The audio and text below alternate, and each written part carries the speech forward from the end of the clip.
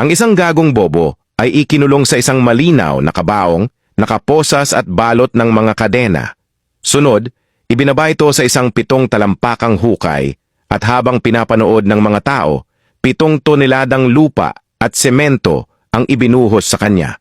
Plano niyang makatakas sa loob ng 30 minuto. Pero pagkapos ng pagbubuhos, bigla na lang bumagsak ang kabaong. Sinubukan siyang iligtas ng mga rescuer. Pero huli na ang lahat. Nadurog na siya hanggang sa mamatay dahil minahal mo siya. Pero iniwan ka pa rin niya.